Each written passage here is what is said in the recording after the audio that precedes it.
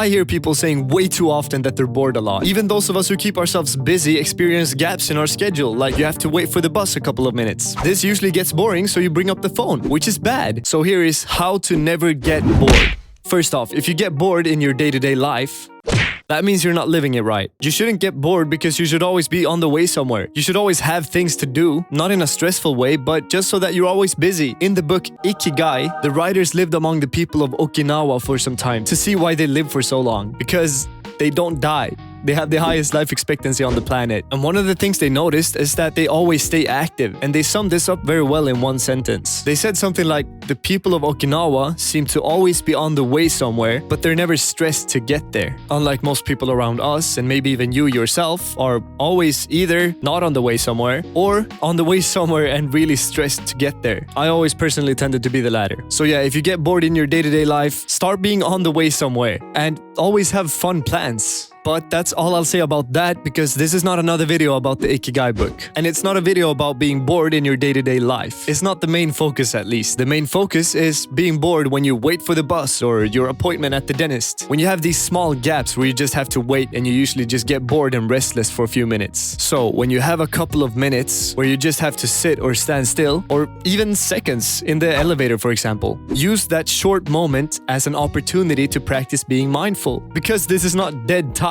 It's not time that you have to kill. It's a fantastic opportunity to practice being in the present moment. One of the dumbest, most idiotic concepts is doing things to kill time. People get games on their phones to kill time. They watch YouTube to kill time. What the hell are you doing? Don't kill time. It's the only resource we cannot get back, which makes it the most valuable resource. Way more valuable than money. Why would you burn it or kill it intentionally? You wouldn't burn money, and this is literally worse than that. If you have 5 minutes, then you should be excited to fill that gap with whatever you want. Something that allows you to grow or something that just feels really good. Practice mindfulness, preferably. Breathe in and out and feel every second of that breath. Feel the space between the in and the out breath. That space that's like the eye of the storm, the calm in a chaotic world. You can achieve that calm in just a few seconds, a very short amount of time. Never kill your most valuable resource. Use it to your advantage. You should be grateful that you were given an extra 10 minutes when you missed your bus, because you can use that time for great things. And there's really no excuse not to do this. You can always practice mindfulness. It doesn't matter where you are or what it is you have to wait for. The whole concept that you should kill those minutes because they're useless is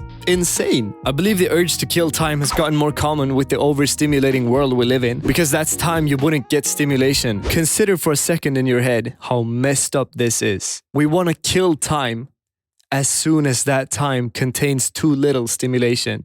That's the point we've come to. Absolutely insane. But I mean, it's no news that it's a messed up thing how everyone needs constant stimulation nowadays. Man, I remember I saw these like cartoons, not memes, but these like cartoon strips, edits that you would see at the like I'm 14 and this is deep Reddit hashtag. I remember one that said like, they complain about this now, and it was a bunch of young people on a commuter train and all had their phones up and no one was talking to each other. And then it said, but this was back then. And then it was a bunch of people sitting in the exact same way but with newspapers. This is the most ridiculous counter argument. Being on your phone is not just about the social aspect, it's about what it does to our brains. You guys remember like 5 or 10 years ago when everything people would complain about with phones and social media was that it made us less social, or we're all just sitting on our phones instead of hanging out. For example, I remember when that YouTube video came out, it was called Look Up, I think, and everyone was talking about it, at least here where I live. But the social side of it isn't really the problem, I think. It's definitely part of it, but the biggest problem is what it's doing to us mentally, and also, especially, according to me, biochemically, what it does to our dopamine receptors. Yeah, I definitely sidetracked for a little bit, but when you have a moment, don't look for ways to kill the time. Appreciate the time that moment gives you, and do the best possible thing you can for yourself, which is most likely to practice some mindfulness. So I hope this video helped you, and I hope you'll be less bored. If you're bored, you're doing something wrong. So good luck, brother,